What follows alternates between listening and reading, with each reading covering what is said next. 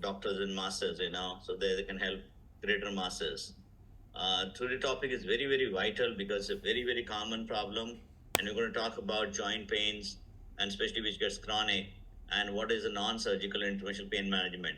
We know surgeons doing a great job, but not all patients need surgery. Not all patients merit surgery for that matter. So obviously, and there are some patients who don't want surgery. It is for those people. We have to do our pain management part, and I think we can do it very effectively. And I know that pain is a pain is a pain. So that is something which is a palliative part of a cure for these kind of patients, and it is mostly repeatable. So that's important. So we're going to talk about joint pain, and we will talk in discussion will be about the knee pain, shoulder pain, hip pain, and some other joints, which can be recurring. So this is I do give my lectures in the global forum. This was in the World Congress in New York, and that is about difficult spine cases. As we know, pain is a very kind of a omnious symptom, or the most omnious symptom in the body for any kind of problem, for any kind of disease, which needs treatment in its own right. So that's why pain is becoming a separate entity. It's a syndrome. Chronic pain is a syndrome. It's not just a disease. And we have to treat it. And there have been times and again, there have been different articles at Global Forum. It has already been recognized as fifth vital sign, pain, which needs a treatment. And you should not leave patient with the pain, because pain is a global phenomena for a patient, because it affects patient physically, emotionally, spiritually, family-wise, financially. So that way, we need to kind of cure pain by all means. And it's already recognized that pain is often under-recognized, under-reported, under-treated. So this is something which we need to kind of take it. It's a pandemic phenomena. It's not just India; it's globally there. And obviously, it is a lack of awareness, lack of facility, lack of ability of the doctors, and mostly the disconnect between the patient and the caregiver, the pain specialist, and that is where it becomes important. Now, pain, we know it. It starts with acute phase, and in less than 3 months, it's okay. It's a healing phase and all. It's a protective one.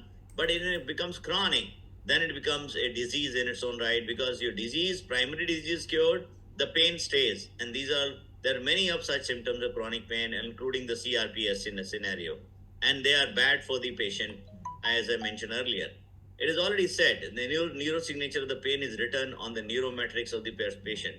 And chronic pain sensation causes peripheral and central both. It's in the central peripheral, in the brain and the spinal cord, and peripherally all over the body, and peripheral neuroreceptors. And the substance be containing at the brain stem, and as well as the spinal cord area.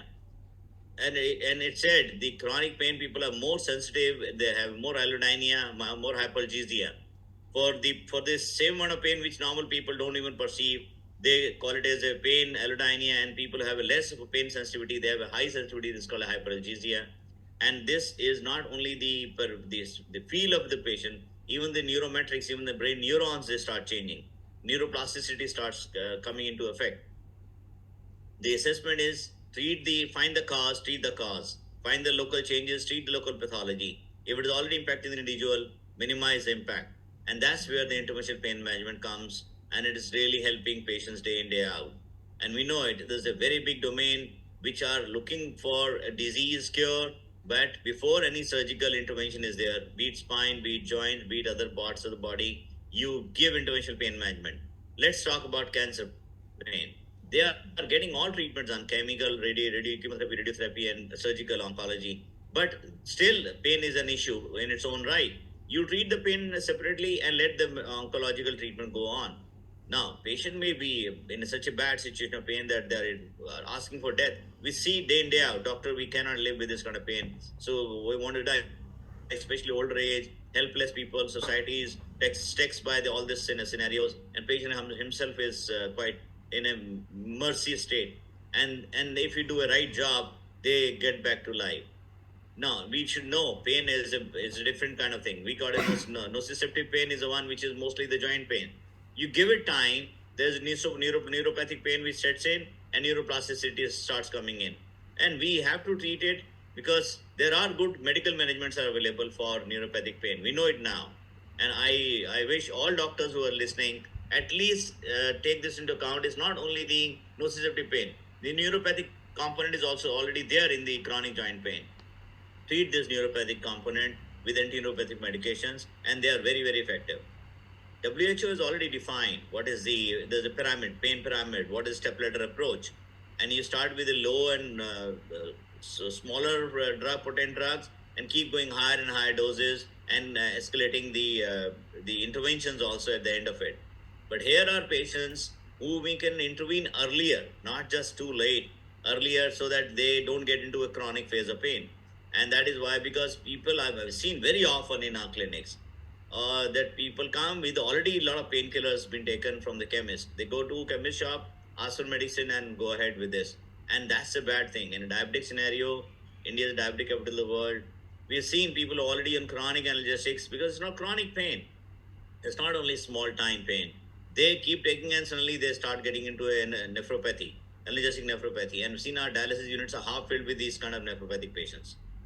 One good drug which has come in already, and we're going to talk about today, is the regenerative medicine. PRP, stem cells, growth factors, and these ACPs. They are helping these patients, and these kits are available, and they're very, very useful, and they are especially for the degenerative joint pains.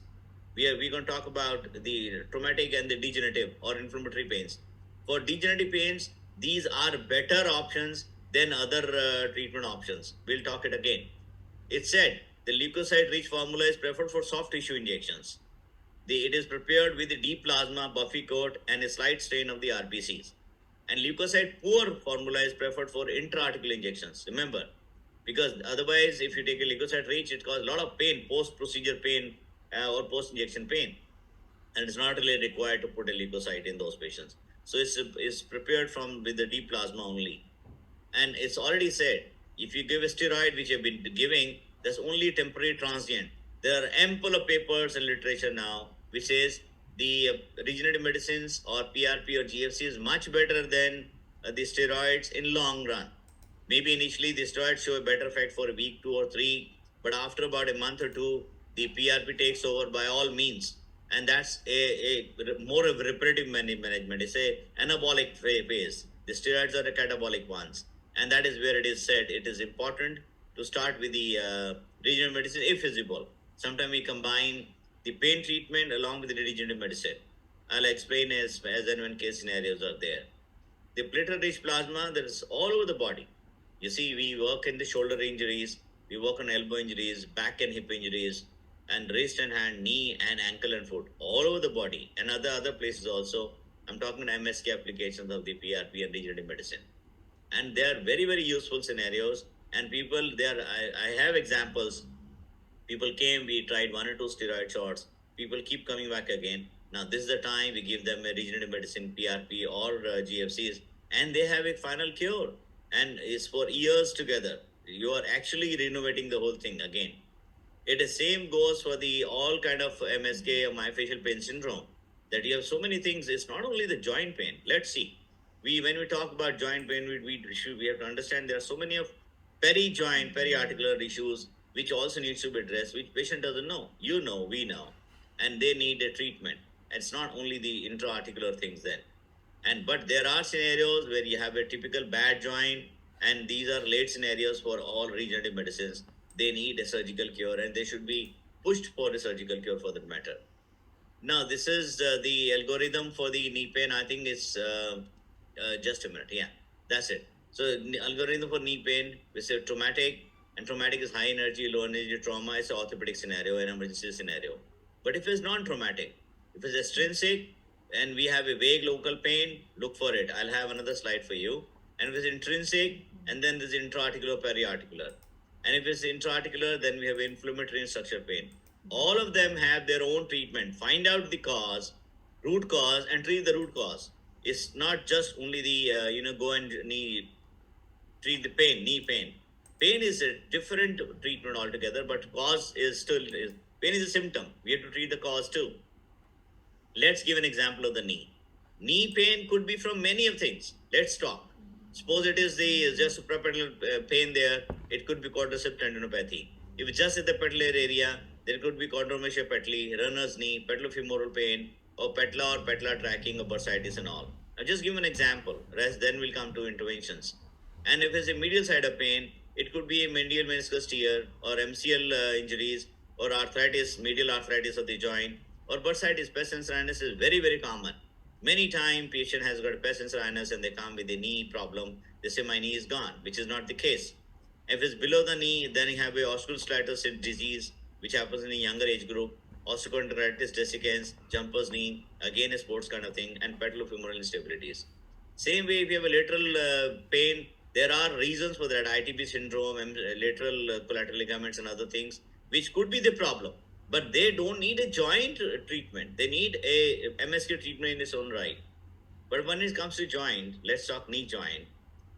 This is a very good thing which has happened lately, is the ultrasound guided interventions or ultrasound guided diagnosis of the MSK.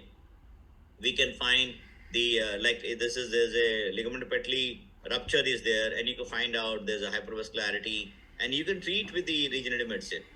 Or it's a sonoanatomy of the knee. Must check it. Must check what is structure, how much is the fluid, and how much is the inflammation, what is vascularity, is there any tears, and these all is you can gauge it, measure it, treat it, and you can go in ongoing checking also. Suppose you were to follow up, you can recheck after your treatment, is there any difference in all. You can check the cartilage depth also, or cartilage width also for that matter. Suppose there was a Baker cyst, which happens quite often in the back of the knee. Until you got an MRI, you won't know it.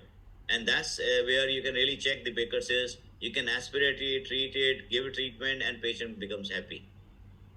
And intra-articular injections, if you have to give. Now, we do have different treatment modalities. I'll explain you that again. And this is intra-articular injection, and we do it ultrasound guided. You find the fluid pocket. Otherwise, I tell you frankly, it's only 50% time you can be in the joint if you're blind. Believe me. And because you cross-check with the putting a needle blindly and then cross-checking with the ultrasound, you found 50% time we are in the right place. And then there are other approaches, which is the blind technique. And of them, the suprapatellar, lateral suprapatellar is the best access into the joint. And that people have been doing. Or medial infrapatellar, where we enter from just by the side of the ligament patella, medially, there's a dimple there. We enter from there. We've been very happy earlier with those kind of things. But we found they are not the perfect ones, and the better ones are we just go there and do a guided injection. It's available everywhere. You can just go and find out. It's all available there. Now, there are interventions, and what is the right treatment? This is a different thing. We have been doing hyaluronic acid, visco supplementation for the matter. We've been doing intra-articular corticosteroids. Now, lately, the PRP has come up, or growth factors have come up, and they are very, very effective and good modalities, especially in the degenerative scenarios. And if our degeneration therapy, which is a radiofrequency or chemical degeneration, I'll show you both, and they are good for pain. Now, let me tell you, I combine any of these treatment along with the degeneration therapy is a bad knee pain patient. Suppose I'm doing a PRP. It'll take its own time, maybe 1, 2, or 3 for a final cure. Till then, patient should not suffer. And there's something, and you can't give analgesic then. And this is something you have to work with the degeneration therapy, because you take the pain away, and the PRP and the regenerative medicine is doing the cure or cure. Like what all knee injections are there? We know about steroids, we know about PRP and growth factor for the matter, or ACPs. Botox is one part of it. Prolotherapies, we know ozone and other prolotherapies, dextrose prolotherapies are there, and they are good again, and they're very cheap, very low cost, and easily doable. And there are extra-articular things we have to do is the steroids, genicular nerve, which I'm going to explain again, radiofrequency ablation, chemical ablation, femoral sciatic blocks, lumbar sympathetics, if it is a sympathetic stimulated again, and then we have epidural catheters, and then we have the ESP blocks and other things which has come in. One thing which is there is a neuromodulatory things which has come in other joints. I'll explain you that. And there is a treatment. What we want to do best is the PRP and other things. They are already proving in different subset of studies that they are the better therapies than the steroid. And again, GFC therapy is another good therapy which has come in. It is in the lines of PRP. With the advantage of the GFC is there's a less pain because there's less inflammation with the GFC than PRP. So people prefer GFC these days. Post-procedure pain is very less, flare is less, inflammatory flare is less. And this study shows at about 8 weeks time or so, the steroid effect goes down, the PRP starts getting better as far as pain relief is concerned. on part of the patient. One more thing which is there, if there is a intraosseous emptiness or osteoporotic cavitation which is there, people are doing either bone marrow injections inside, bone marrow concentrate inside, and sometime even they do cementing of that part of the osteoporotic cavitation which is coming up, periarticular. And this is one part of the treatment. High treatment, but still is doable, easily doable. Now, know the anatomy. Now, this is the innervation of the knee, and we found there's a study. There's a n number of nerves, about 100 or so, and which are supplying the joint. And they did different studies, cadaver studies, and marked the nerves locations. So they found why were they failing? Because doing a one spot radiofrequency and which was missing many time nerves in almost 50% of patients. Now they found the ways and means to find those important nerves, the superior lateral, superior medial, inframedial, and there are few more nerves, the recurrent nerves which has come in here, another recurrent nerve which is coming back in there, and they are trying to target them and finding a good treatment response. Now, which all radiofrequency modalities are there? One is a conventional RFA radiofrequency, which is 70 to 80 degree, 90 to 80 seconds at one spot to keep changing the track and keep doing the radiofrequency. And then there's a pulse radiofrequency, which is which is neuromodulatory. It is not neurodestructive, but there's a lesser response. But if you can't do a RFA, conventional RFA, you can at least do a pulse RFA. There are advantages, disadvantages, I know. And then there's a very important thing which has come in is a cool radiofrequency, which does more damage at the lower temperature, and it is preferred because it is a wider area coverage. So when you're mussing on the nerves, this gives a larger lesion, so it's a preferred over the conventional one. And it is used at many other places also. I explain that. And they found the RFA and the other treatments are better than steroids and other treatment which have been done. So this should be one of the first option in many patients, many such patients, especially chronic bad knee. For sure, I told you, in all my practice, anything I do, I combine with the RFA in chronic bad knee pain.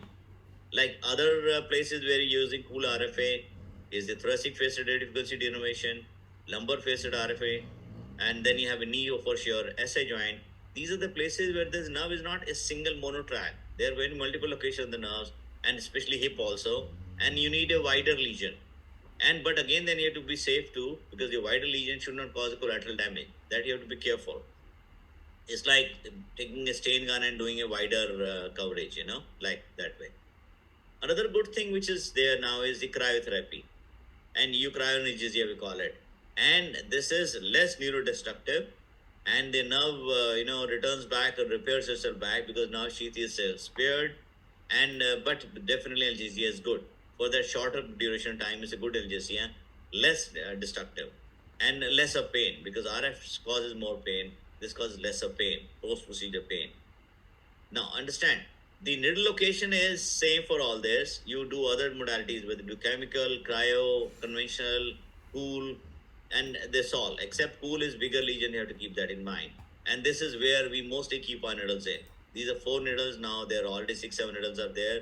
People have started doing a posterior IPAC block also. This is another very good block in posterior capsular pain, and that gives a good response. After putting a needle in there, you can start thinking what do you want to do now.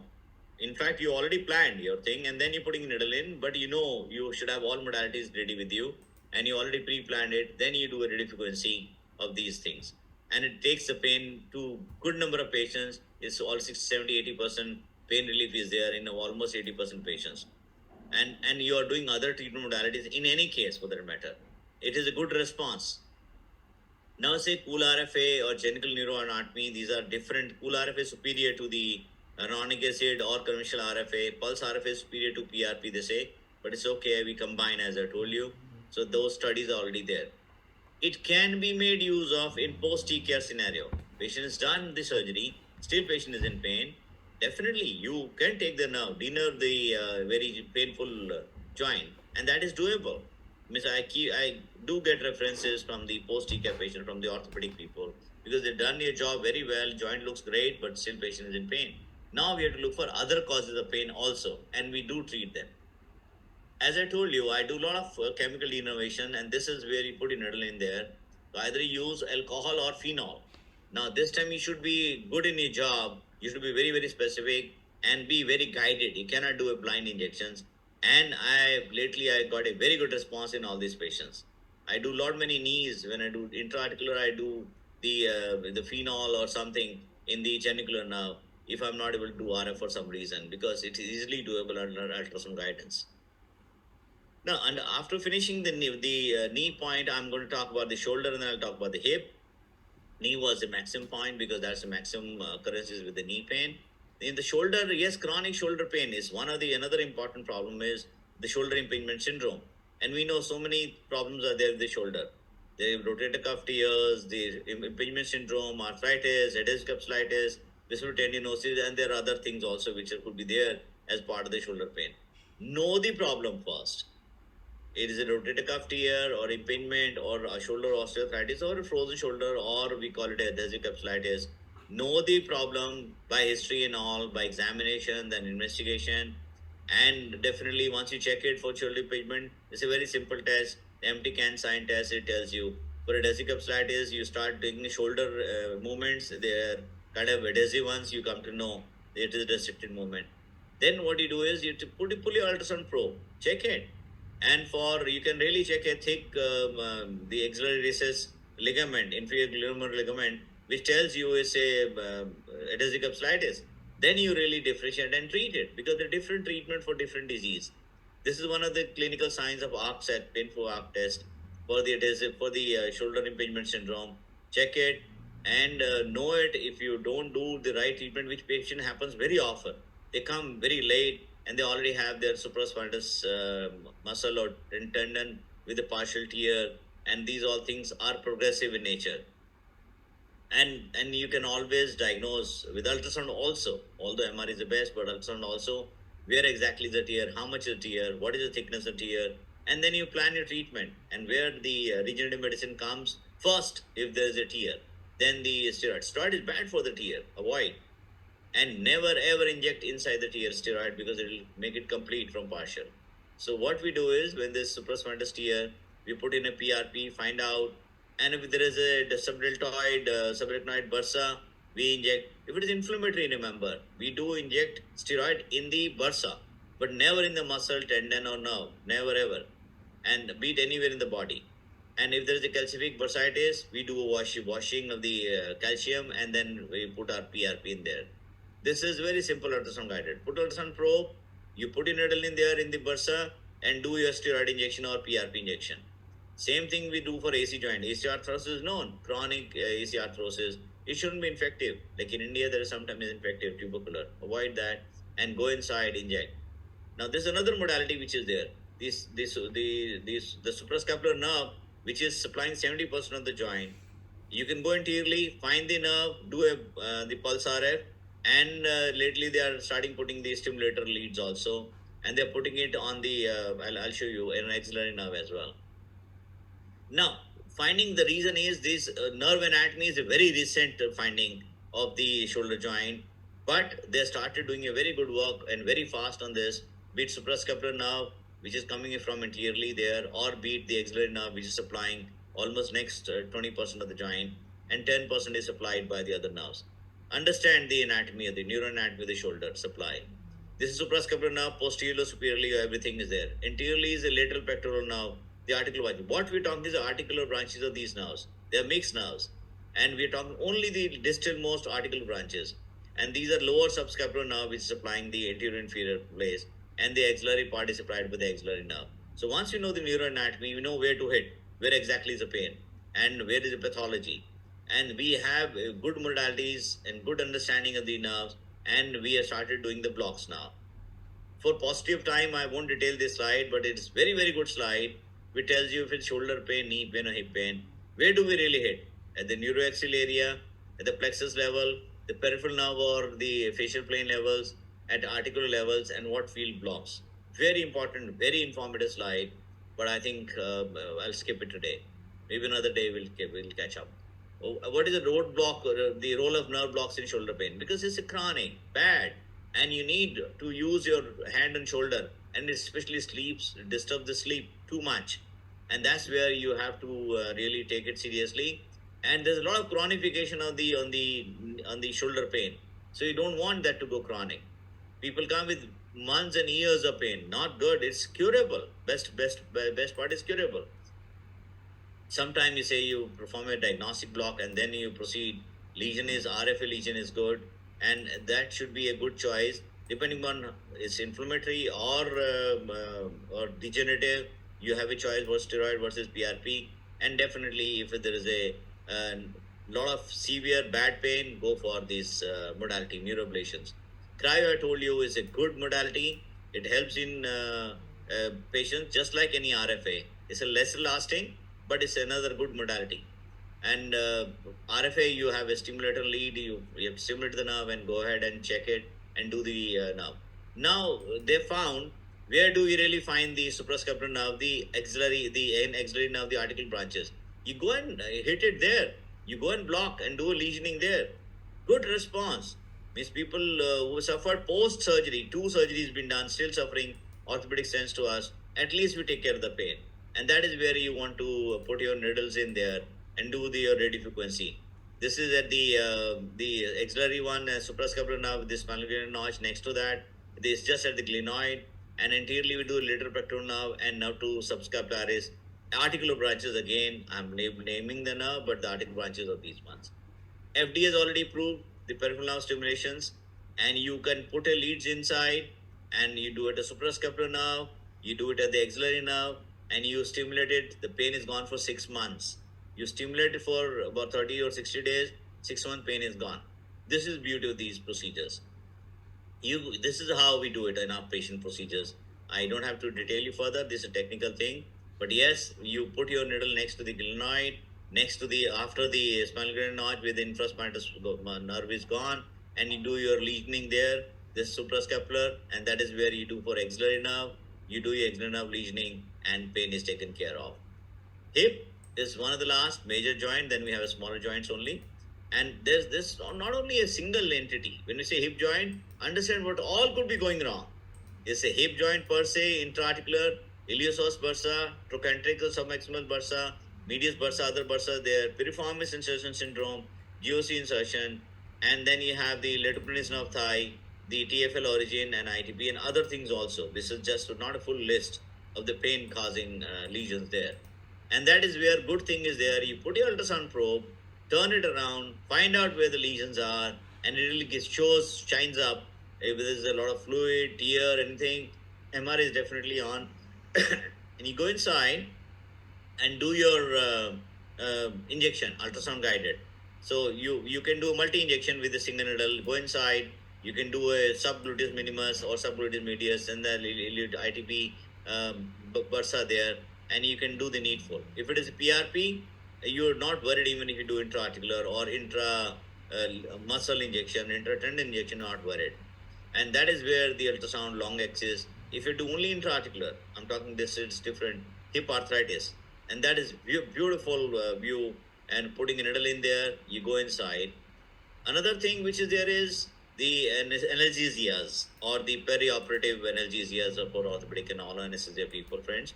And you do a pang block, and that is where you reach for the pang, and you do your sometimes there's a Shamrock or ESP block for perioperative anesthesia or post-operative anesthesia.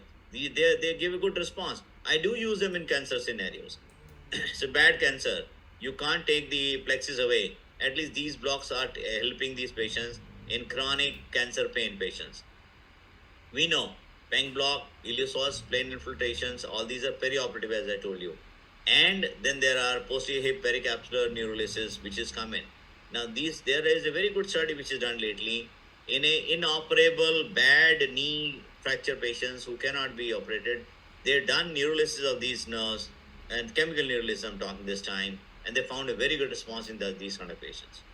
Another thing which happens, which I told you in the knee, same can happen in the hip area also. If you have osteonecrotic lesions there, you can at least do a BMAC or PRP or maybe sometimes cementing. I got a patient for cancer acetabulum, I had to put in cement there.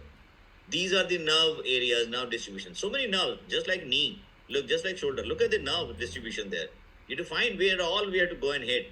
And these are nerve distributions. But luckily, we found the femoral nerve or the lower femoral nerve, the articular branches, as well as the obturator, accessory obturator article branches. they go and supply the hip. And like in avian scenario, you can at least go and do these blocks, and avian is treated in its own right, and the pain is taken care of. It's easily doable. You do ultrasound guided, that's the best bet because there are a lot of vessels around, so you don't want to go and hit the femorals by any chance when you do fluoro guided. And this is the anterior hip. I told you the injections we do for the femoral operators.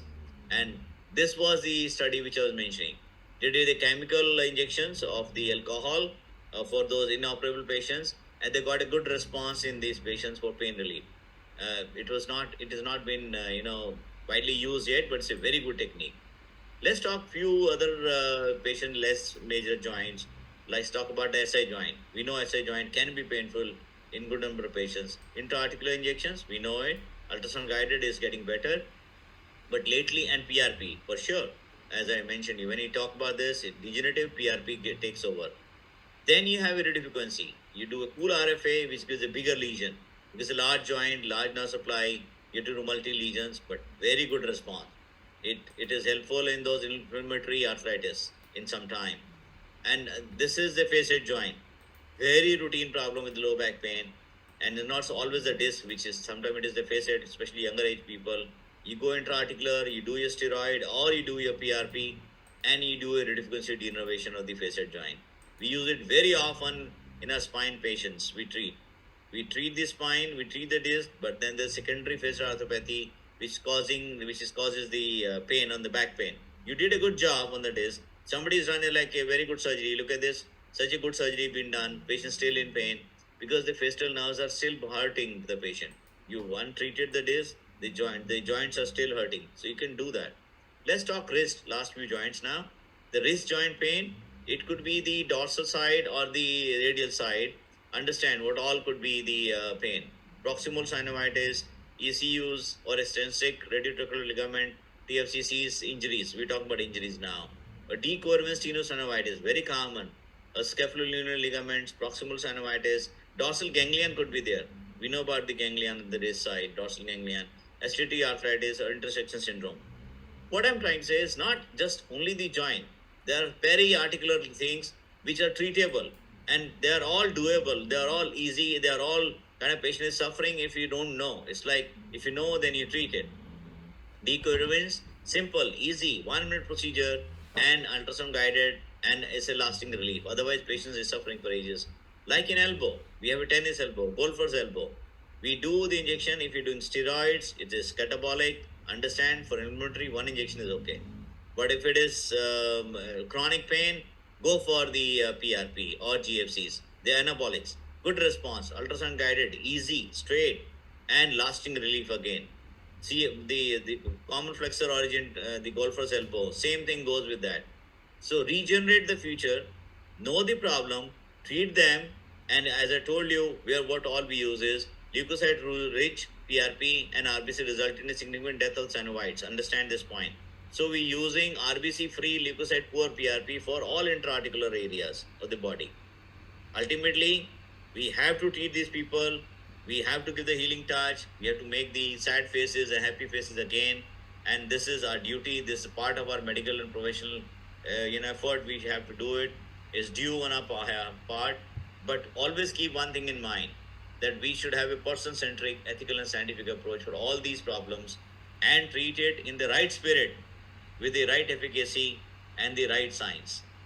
So it's important. So I always keep saying teaching is the best way of learning. I do all these workshops, train people from across the globe. They come, and we train many of them and doing their job well back home. So I'm happy on that account. And let's keep igniting more minds. Let's keep teaching this. The very webinar which you're doing is part of that process. I'm happy. So I always try to contribute one way or the other. Be happy to be part of this process. So because anyway, we have to leave the legacy, good legacy back, and leave the good people doing good job. So we are multiplying our own efforts with multiple hands. And this is, it's always said, pain relief is a human right. It's all the more important that we deliver it, it becomes our duty too. And thank you, my friends. And again, remember, we're not just doing it for ourselves. We're doing it for our generations to come as part of our duty, moral and the social duty. Thank you, friends. Thank you, Momita. for listening and allowing me to talk all I have to deliver. Thank you, my friends.